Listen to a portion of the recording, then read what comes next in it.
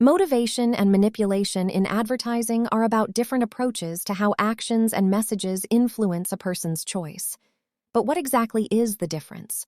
Let's figure it out. Let's start with motivation. Motivation is built on an appeal to value, on rational or emotional benefit. A brand shows that after purchasing a product, life can become better, bringing pleasant emotions or usefulness. It provides logic, arguments, and inspires a purchase by demonstrating advantages. At the same time, a person still has time to think, weigh all the pros and cons, and decide whether they really need it and agree with the reasoning. In other words, the goal of motivation is to build long-term relationships.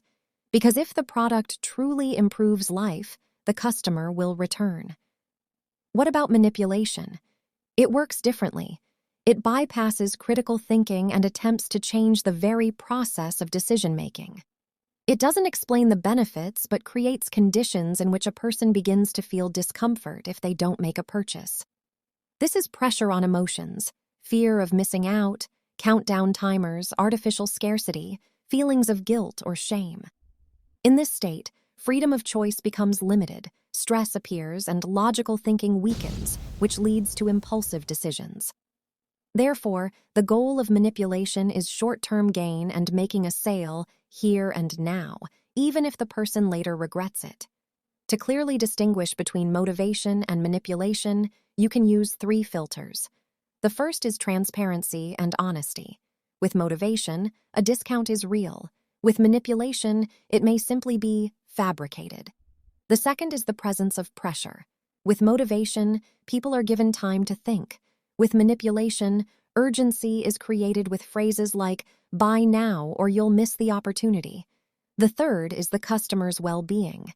If after the purchase a person feels satisfied, it's motivation. If regret appears, it's manipulation. At the same time, it's important to understand that any communication is already a form of influence. Even product placement or brand colors affect the subconscious. In neuromarketing, this is called choice architecture. But the key point lies in the intention. If psychology helps a person make a beneficial decision, it's normal. If it's used to push someone into an impulsive and unprofitable purchase, that's manipulation. In the end, the difference is not in the tools, since anchoring, scarcity, and social proof are used by everyone, but in the brand's intention and whether the buyer, after interacting with the advertisement, still feels like they are in control of their own decision.